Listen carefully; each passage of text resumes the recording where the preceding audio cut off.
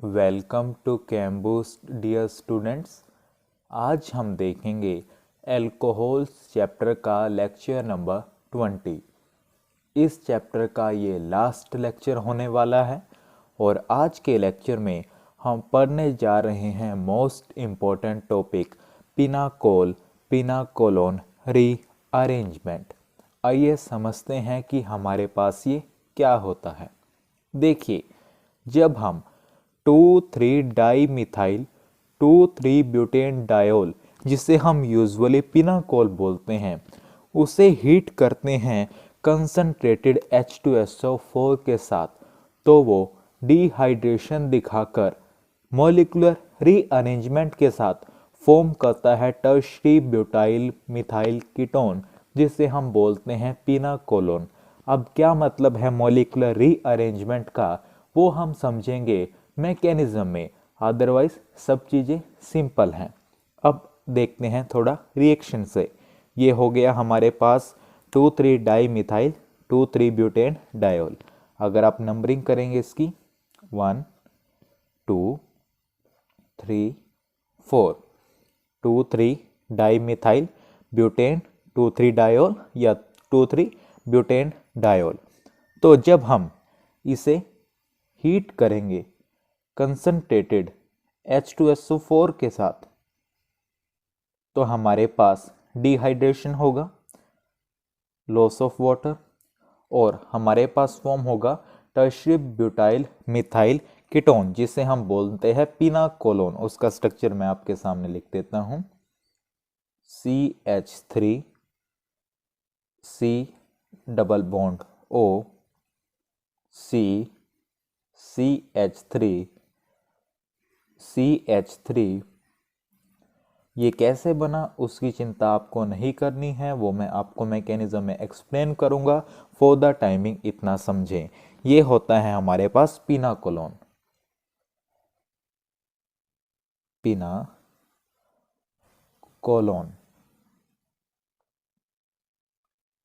अब हमारे पास इसी तरीके से जो और सब्स्टिट्यूटेड विसिनल डायोल्स होंगे जिनमें हमें सिमिलर एसिड कैटालाइज्ड रीअरेंजमेंट्स देखने को मिलती हैं, उन सभी रीअरेंजमेंट्स को कोलेक्टिवली हम बोलते हैं पिनाकोल पिनाकोलोन रीअरेंजमेंट। यही बात हमने यहाँ मेंशन की है। Many other substituted vicinal diols are known to undergo similar acid catalyzed rearrangements. All these rearrangements are collectively called pinacol pinacolon rearrangements. तो ये तो मैंने आपको ब्रीफ इंट्रोडक्शन दे दिया अबाउट पिनाकोल पिनाकोलोन रीअरेंजमेंट। एक बार मैं रिपीट कर देता हूँ स्टोरी को। बेसिकली जब हम 2,3-डाई-मिथाइल 2,3-ब्यूटेन डायोल को हीट करते हैं कंसंट्रेटेड H2SO4 के साथ तो डिहाइड्रेशन होता है और मॉलिक्यूलर रीअरेंजमेंट होता है और हमारे पास फॉर्म होता है टर्शरी ब्यूटाइल मिथाइल कीटोन जिसे हम बोलते हैं पिनाकोलोन। अब हमारे पास बेसिकली जो सब्स्टिट्यूटेड विसिनल डायोल्स होते हैं उन्हें हम रेफर्ड करते हैं एज पिनाकोल्स। इसी तरीके से और जो सब्स्टिट्यूटेड विसिनल डायोल्स होंगे उनमें भी हमें एसिड कैटालाइज्ड रीअरेंजमेंट्स देखने को मिलती है। तो इन सभी रीअरेंजमेंट्स को हम कोलेक्टिवली क्या बोलते हैं डियर? Pinacol pinacolone rearrangement. और यही बात मैंने आपको एक्सप्लेन की। फॉर द टाइमिंग आप इसे ध्यान से समझे और नोट करें, देन हम चलते हैं लेक्चर के नेक्स्ट सेगमेंट की तरफ। तो चलिए डियर स्टूडेंट्स, अब हम देखते हैं मैकेनिज्म पार्ट को। उससे पहले मैं आपको 4 स्टेप्स लिखवाना चाहूँगा। आप पहले ये स्टेप्स लिखें। आपको ये स्टेप्स बिल्कुल क्लियर तब होंगे जब हम मैकेनिज्म को देखेंगे। अभी आप इन स्टेप्स को लिखिए, मैं कोशिश करता हूँ आपको थोड़ा एक्सप्लेन करने का। स्टेप 1 देखिए, it involves protonation of pinacol in presence of a strong mineral acid such as H2SO4 to form protonated pinacol। अभी मैंने आपको पिनाकोल का स्ट्रक्चर लिखवाया, उसे देखिए। स्टेप 1 ये कहता है कि हमारे पास पिनाकोल का प्रोटोनेशन होता है। किसकी प्रेजेंस में? स्ट्रॉन्ग मिनरल एसिड की प्रेजेंस में, जैसे कि H2SO4 हो गया, और फॉर्म करता है प्रोटोनेटेड पिनाकोल। निश्चिंत रहिए, जब हम मैकेनिज्म देखेंगे आपको बिल्कुल क्लियर होंगे। फॉर द टाइमिंग इतना अंडरस्टैंड करने की कोशिश करें। ये तो हो गया स्टेप 1, बिल्कुल इजी हो जाएगा मैकेनिज्म फिर आपके लिए। Step 2, protonated pinacol loses a molecule of H2O to form a carbocation. यानी हमारे पास जो प्रोटोनेटेड पिनाकोल स्टेप 1 में फॉर्म हुआ है, उसके बाद वो H2O मॉलिक्यूल को लॉस करेगा और हमारे पास क्या फॉर्म करेगा, कार्बोकैटायन फॉर्म करेगा। Step 3, carbocation undergoes rearrangement by 1,2-methyl shift to form another carbocation. The driving force for this rearrangement is the greater stability of carbocation by resonance over carbocation. Step 2 में हमने देखा कि pinacol ने molecule use किया H2O का और carbocation form किया, तो हमारे पास जो कार्बोकैटायन फॉर्म होगा वो रीअरेंजमेंट दिखाएगा बाय 1,2-methyl shift, काफ़ी बार कर चुके हैं, और हमारे पास दूसरा कार्बोकैटायन फॉर्म करेगा। अब क्यों कर रहा है, क्या ड्राइविंग फोर्स है इस स्टेप का, वो ये है कि हमारे पास जब रीअरेंजमेंट हो चुकी होगी तो हमारे पास जो कार्बोकैटायन फॉर्म होगा वो पहले से ज़्यादा स्टेबल होगा। Step 4, the carbocation loses a proton to yield pinacolone as the final product. उसके बाद जब हमारे पास स्टेबल कार्बोकैटायन बन जाएगा, वो प्रोटॉन लूज करेगा और क्या यील्ड कर देगा, पिनाकोलोन, जो कि हमारे पास फाइनल प्रोडक्ट होगा।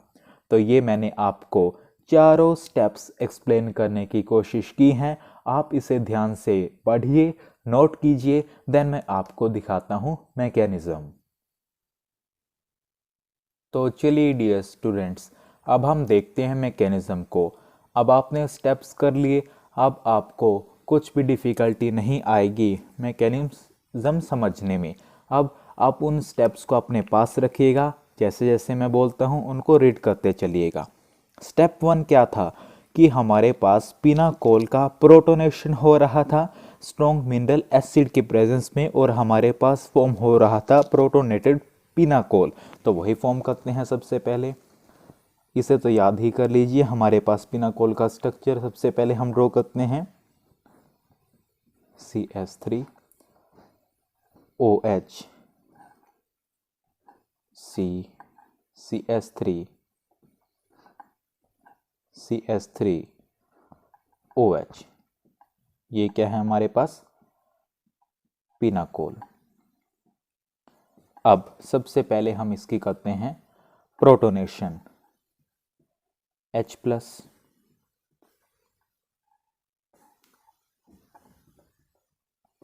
तो हमारे पास बनेगा CH3 CH3 OH CH3 CH3 OH2 plus. अब हमारे पास, अब ये सिमेट्रिकल है, आप किसी भी OH पर प्रोटोनेशन करवा सकते हैं। डिफ़िकल्टी जब आती है जब अनसिमेट्रिकल हो, वो केस भी मैं आपको बताऊंगा, उसमें भी आपको कोई डिफ़िकल्टी नहीं आने वाली। फॉर द टाइमिंग इतना समझिए। अब हमारे पास सेकंड स्टेप देखिए क्या था कि जो प्रोटोनेटेड पिनाकोल था, ये बन चुका है प्रोटोनेटेड पिनाकोल, ये वाटर के मॉलिक्यूल को लूज करेगा और एक कार्बोकैटायन की फॉर्मेशन करेगा। तो यहाँ से हमारे पास ये निकला -H2O।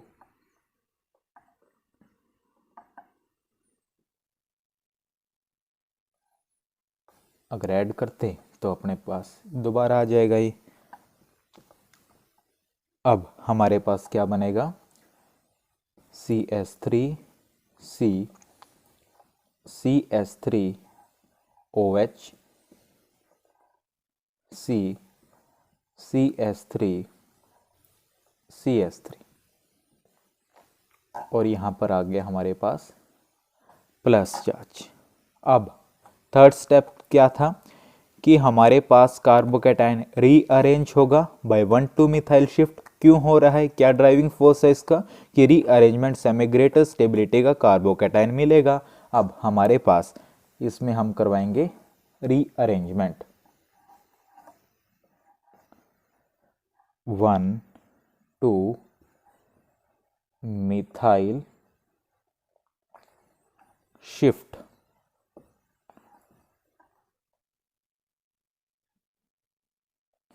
Methyl shift. तो ये हमारे पास यहाँ आ जाएगा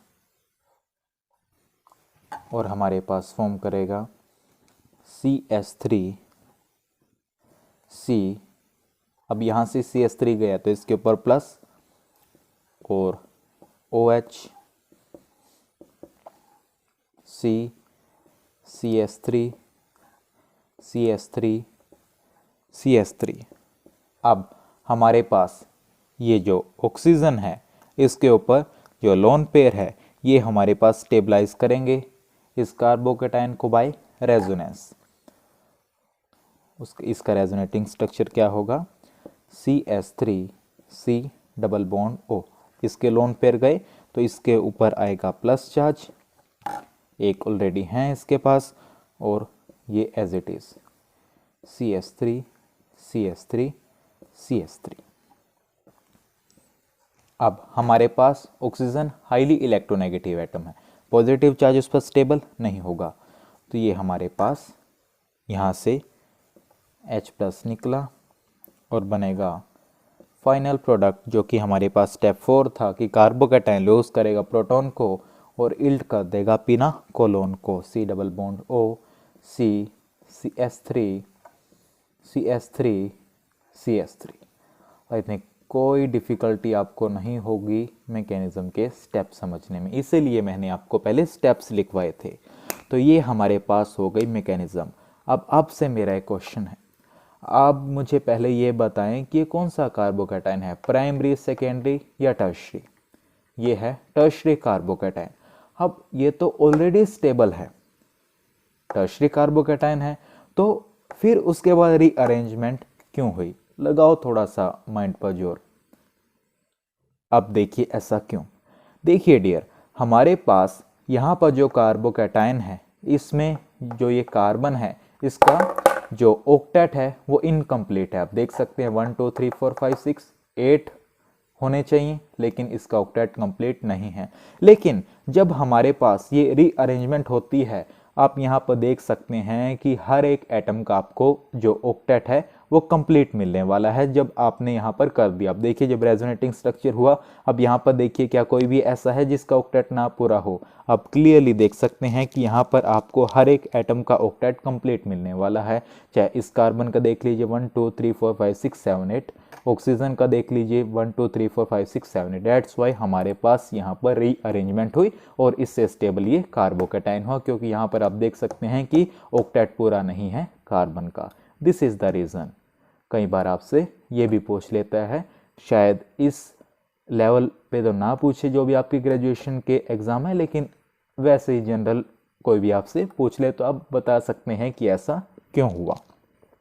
अब हमारे पास जो काइनेटिक मेजरमेंट है वहाँ से हमें ये पता चला है कि हमारे पास जो कन्वर्जन हुआ है ये वाला, जब हमारे पास ये वाला कन्वर्जन हुआ है, ये रेट डिटरमाइनिंग स्टेप है इस रिएक्शन का, यानी यहाँ पर हमारे पास रीअरेंजमेंट हुई है। तो आप ध्यान से मैकेनिज्म के स्टेप्स को देखिए, इन्हें लिखिए, देन हम चलते हैं लेक्चर के नेक्स्ट सेगमेंट की तरफ। तो चलिए डियर स्टूडेंट्स, नेक्स्ट पॉइंट हम देखेंगे स्टीरियोकेमिस्ट्री। हमारे पास जो ये रीअरेंजमेंट है बेसिकली ये इंट्रामोलिकुलर प्रोसेस है। मतलब हमारे पास जो मिथाइल ग्रुप माइग्रेट करता है, इससे पहले कि वो माइग्रेट करे वो अपने आप को अटैच कर लेता है पॉजिटिव कार्बन से, यानी कि हमारे पास जो ओरिजिनल पोजीशन है उससे सेपरेट होने से पहले ही हमारे पास जो पॉजिटिव कार्बन होता है उसके साथ अटैच करना खुद को शुरू कर देता है। यही बात हमने यहाँ मेंशन की है। This rearrangement is an intramolecular process, that is the migrating methyl group begins to attach itself to the positive carbon before separating from its original position। अब दिखाता हूँ कैसे। हमारे पास पूरा मॉलिक्यूल तो मैं नहीं लिखूंगा, हमारे पास जो काम की चीज़ है वो लिखता हूँ। अब हमारे पास कुछ इस तरीके से था। जब ये हमारे पास बन जाता था तो इसके बाद का स्टेप माइग्रेशन ही होता था। अब ये बोल रहे हैं कि जो ये वाला माइग्रेटिंग मिथाइल ग्रुप है, इससे पहले कि जो इसकी ओरिजिनल पोजीशन है यहाँ से ये सेपरेट हो, उससे पहले ही हमारे पास जो ये पॉजिटिवली चार्ज कार्बन है इसके साथ ही जुड़ना शुरू कर देता है। किस तरीके से, आइए मैं दिखाता हूँ। सी कुछ यहाँ से ये जा रहा है और इसके साथ ही जुड़ना शुरू कर रहा है। CH3 del minus del plus, यहाँ भी डेल प्लस। ये बात मैं बोल रहा था कि हमारे पास जो पॉजिटिवली चार्ज कार्बन है उसके साथ ही जुड़ना शुरू कर देता है, इससे पहले कि जो इसकी ओरिजिनल पोजीशन है यहाँ से ये सेपरेट हो। और हमारे पास इसके बाद ये बनता है C प्लस। आगे तो वही मैकेनिज्म वाला पार्ट है, अब समझ चुके हैं। CH3 यहाँ पे OH है, ये इसे स्टेबलाइज करेगा थ्रू रेजोनेंस और फॉर्म करेगा C डबल बॉन्ड OH। यहाँ से लोन पेयर गया है तो इसके ऊपर आएगा प्लस, और लोन पेयर है ही OH प्लस, और साथ में ये है। उसके बाद जैसे कि रिक्वायरमेंट होगी आगे हम कर देंगे और प्रोडक्ट हमारा फॉर्म कर देंगे। तो ये हमारे पास बात थी स्टीरियोकेमिस्ट्री की, आप इसे नोट कीजिए। देन हम चलते हैं लेक्चर के नेक्स्ट सेगमेंट की तरफ, और यहाँ पर ये OH है। तो चलिए डियर स्टूडेंट्स, आगे नोट डालकर लिखिएगा। अब जब हमने मैकेनिज्म की थी, हमने जो एग्जाम्पल लिया था वो सिमेट्रिकल था। अगर हमारे पास अनसिमेट्रिकल सब्स्टिट्यूटेड ग्लाइकोल्स आ जाएं तो वहाँ पर भी 2 OH ग्रुप्स तो प्रेजेंट हो गए, तो हमारे पास वो OH ग्रुप डिपार्ट करेगा जो हमारे पास मोर स्टेबल कार्बोकैटायन फॉर्म करेगा। यही बात हमने यहाँ मेंशन की है। In case of unsymmetrical substituted glycols out of the 2 OH groups, जैसे कि आप यहाँ पर देख सकते हैं ये unsymmetrical substituted glycol है, that OH group departs which produces a more stable carbocation। और क्लियर होगा जब मैं आपको एग्जाम्पल दूंगा, कोई डाउट नहीं रह जाने वाला। वन बाय वन समझते हैं। मान लेते हैं कि हमारे पास ये वाला प्रोटोनेट हुआ है, तो यहाँ से डिहाइड्रेशन मैं डायरेक्ट दिखा देता हूँ। प्रोटोनेशन होगा, देन डिहाइड्रेशन होगा और फॉर्म होगा PHCPH प्लस CH3OH। अब हमारे पास उसके बाद वाला स्टेप क्या होता था, माइग्रेशन होती थी। माइग्रेशन, और किसकी माइग्रेशन होती थी, मिथाइल की, मिथाइल माइग्रेशन। उसके बाद प्रोटॉन का लॉस होता था, तो हमारे पास डायरेक्ट प्रोडक्ट बन जाता था PHCH3PH C double bond O CH3। ये हमारे पास है 1 डाइफिनाइल 2 मिथाइल 1 2 प्रोपेन डायोल, और ये होगा हमारे पास 1 2 3 और ये हो जाएगा 4, तो ये होगा हमारे पास 3 डाइफिनाइल 2 ब्यूटेनॉन। अब हमारे पास एक केस तो ये जब हमने इस प्रोटॉन को डिपार्ट करवाया, लेकिन अगर हम करें कुछ इस तरीके से, ये एक एज ए हम प्रॉब्लम ही सॉल्व कर रहे हैं, इसे आप एज ए एग्जाम्पल समझने की कोशिश करें। बेसिकली डायरेक्ट एग्जाम्पल है, उसके बिहाइंड जो कॉन्सेप्ट है वो मैंने आपको नोट बना के दिखा दिया है। अब हमारे पास यहाँ पर भी डायरेक्ट में डिहाइड्रेशन दिखा रहा हूँ, और हमारे पास फॉर्म होगा PHCPHOH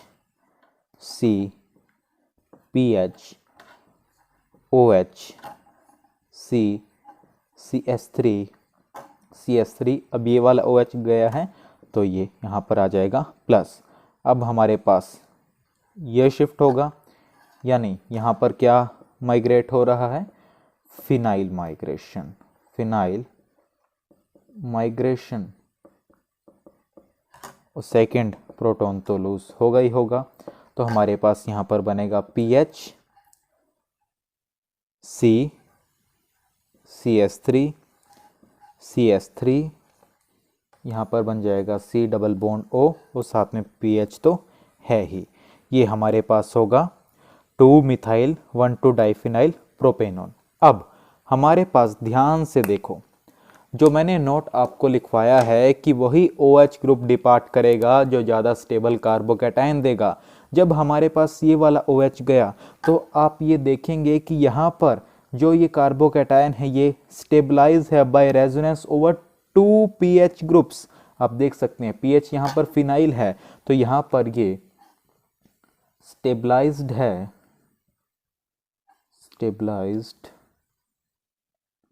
bye resonance over pH groups. लेकिन यहाँ पर देखिए हमारे पास सिर्फ यहाँ पर स्टेबिलिटी किसकी वजह से हो रही है, जो प्लस आई इफेक्ट है किसका, 2 एल्काइल ग्रुप्स का।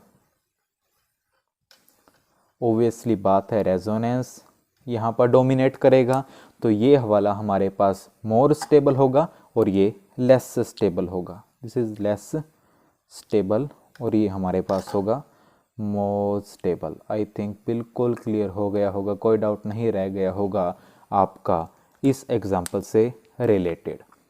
बिल्कुल क्लियर हो गया होगा जो कॉन्सेप्ट मैंने आपको नोट के थ्रू देने की कोशिश की है। होपफुली माइंड की एक्सरसाइज हुई होगी इस एग्जाम्पल में, आपको काफ़ी पसंद आया होगा, नया सीखने को मिला होगा। तो ये हमारे पास बात हो गई फर्स्ट नोट की। एक और अभी कॉन्सेप्ट है, आप इसे ध्यान से समझो, नोट करो, देन हम चलते हैं लेक्चर के नेक्स्ट सेगमेंट की तरफ। तो चलिए डियर स्टूडेंट्स, आगे नोट नंबर 2 देखेंगे। Migration of a bond may also occur in this rearrangement whereby ring expansion and ring contraction reactions may take place। यानी अभी हमने देखा मिथाइल का माइग्रेशन हुआ, फिनाइल का माइग्रेशन हुआ, लेकिन नोट 2 ये कह रहा है कि बॉन्ड भी माइग्रेट हो सकता है, जिसके चलते रिंग एक्सपेंड भी हो सकता है और रिंग कॉन्ट्रैक्ट भी हो सकता है। थोड़ा सा एडवांस है लेकिन बहुत इजी है, ध्यान से सुनिएगा। अब आपके सामने मैंने एग्जाम्पल लिखा है। सबसे पहले तो आप मुझे ये बताएं, जो मैंने आपको अभी तक बताया है उसके बेस पर के कौन सा OH यहाँ से डिपार्ट करेगा, जल्दी से बताएं, ये वाला या ये वाला। देखिए देखने से ही पता चल रहा है, ऐसा एग्जाम्पल भी अभी हमने देखा। अगर कार्बोकैटायन यहाँ होगा तो ज़्यादा स्टेबल होगा क्योंकि यहाँ पर 2 फिनाइल रिंग्स हैं, यहाँ पर रेजोनेंस होगा। यहाँ पर अगर कार्बोकैटायन फॉर्म होगा तो वो सिंपली एल्काइल कार्बोकैटायन होगा, वो हमारे पास नहीं फॉर्म होगा। तो हम डायरेक्ट यहाँ से लिखेंगे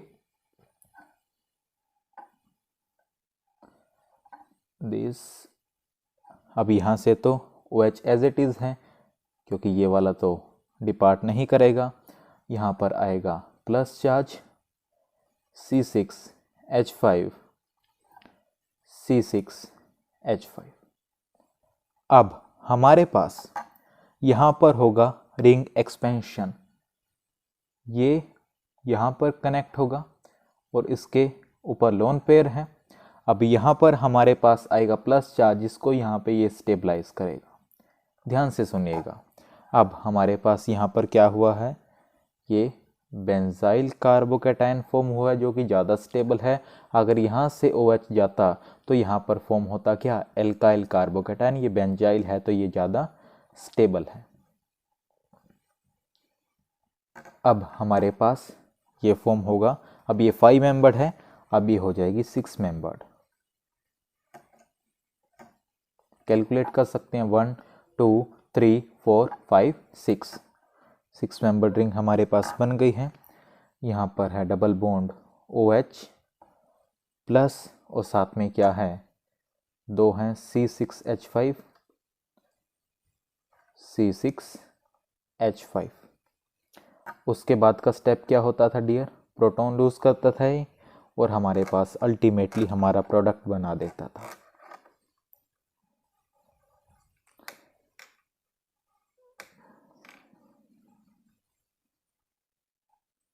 डबल बॉन्ड O, ये अलग है, C6H5, C6H5। तो यहाँ पर हमारे पास क्या हुआ है डियर, रिंग एक्सपेंशन। यहाँ पर हुआ है हमारे पास रिंग एक्सपेंशन, हुई माइंड की एक्सरसाइज। तो ये तो हमारे पास बात हो गई रिंग एक्सपेंशन की। चलते चलते ये बात भी कर लेते हैं कि हमारे पास अगर हम सोच रहे हैं कि हम ये बना देते COH, C6H5, C6H5 और प्लस यहाँ पर ले आते, तो ये हमारे पास नहीं फॉर्म होगा क्योंकि ये एल्काइल कार्बोकैटायन है। हम आपसे बात कर चुके हैं कि वही OHD पार्ट होगा जो कि मोर स्टेबल होगा, ये हमारे पास लेस स्टेबल है। तो बिल्कुल डीप द ग्राउंड जाके हमने कॉन्सेप्ट समझने की कोशिश की है। बहुत कम चांस हैं कि BSc लेवल पर ये क्वेश्चन पूछे, लेकिन फिर भी आपको हर तरीके से प्रिपेयर रहना है। तो ये हमारे पास बात हो गई जब हमारे पास रिंग एक्सपेंड होगा।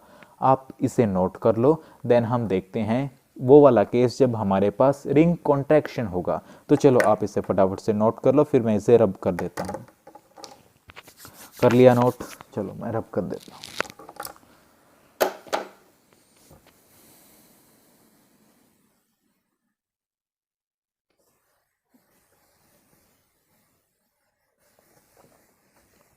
तो अभी हमने केस देखा डियर रिंग एक्सपेंशन का, और अब हम देखने वाले हैं केस रिंग कॉन्ट्रैक्शन का।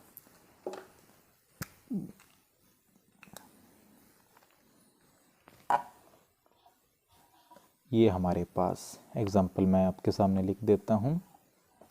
अगेन ये हमारे पास प्रॉब्लम्स हैं, इसके पीछे कॉन्सेप्ट क्या है वो मैं आपको नोट की फॉर्म में दे रहा हूँ। OH करो ट्राई, वही कंडीशंस आपको पता ही है, H+ और साथ में हम क्या मिल सकता है, हीट मिल सकता है। इसी तरीके से ऊपर भी अंडरस्टूड है, अब तो इतने क्वेश्चन हम कर चुके हैं। करो इसको, ट्राई करो। यहाँ पर ये याद रखना कि यहाँ पर रिंग कॉन्ट्रैक्ट होगा। करो ट्राई। अब क्योंकि ये सिमेट्रिकल है तो आप किसी भी OH पर कर सकते हैं, तो हम कर लेते हैं जी नीचे वाले पर। तो ये हमारे पास कार्बोकैटायन बनेगा यहाँ पर, और ये OH यहाँ पर है। अब हमारे पास ये इधर आया, अब यहाँ पर आएगा प्लस चार्ज, तो हमारे पास ये इधर, और हमारे पास फॉर्म होगी 5 मेंबर्ड रिंग। देख सकते हैं 1 2 3 4 5, क्योंकि ये यहाँ पर कनेक्ट हो गया ना, तो ये हमारे पास बनेगा 5 मेंबर। ये तो यहाँ जुड़ गया, और यहाँ पर हमारे पास क्या है, CH। अब क्योंकि यहाँ पर हमारे पास क्या आ चुका है, डबल बॉन्ड OH, इसके ऊपर आ गया प्लस चार्ज। उसके बाद सिंपली आपको पता है H+ यहाँ से निकलेगा, और हमारे पास प्रोडक्ट फॉर्म हो जाएगा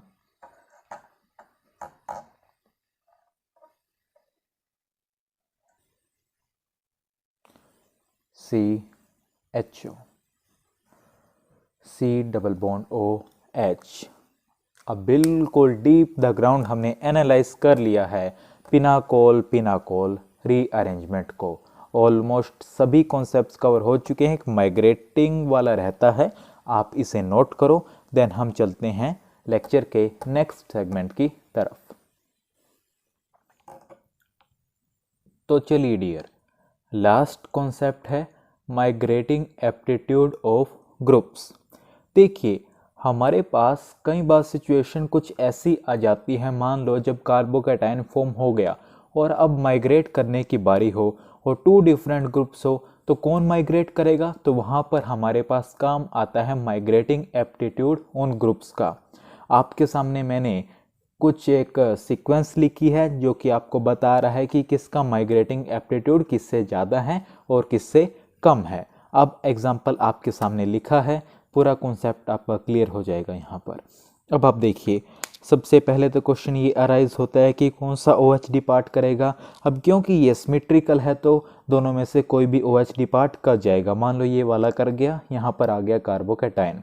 उसके बाद इन दोनों में से कौन सा माइग्रेट करेगा, फिनाइल या फिर हमारे पास जो ये है इसका नाम है पैरा मिथॉक्सी फिनाइल, ये वाला, जल्दी बताइए।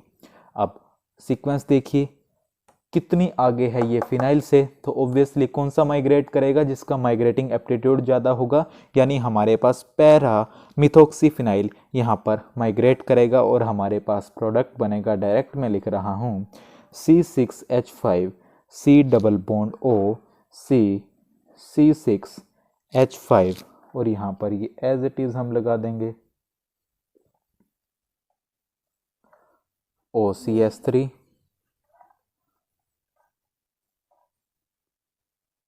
And OCH3। आई थिंक अब डाउट नहीं रह गया होगा कोई भी आपका माइग्रेटिंग एप्टीट्यूड से लेकर। तो it is all about today. हमने डीप में एनालाइज करने की कोशिश की है पूरे पिनाकोलोन रीअरेंजमेंट को। होपफुली आपने लेक्चर को एंजॉय किया होगा। यहाँ पर आपका ये अल्कोहल चैप्टर पूरी तरीके से कंप्लीट होता है। तो चलिए till next video, keep learning keep growing.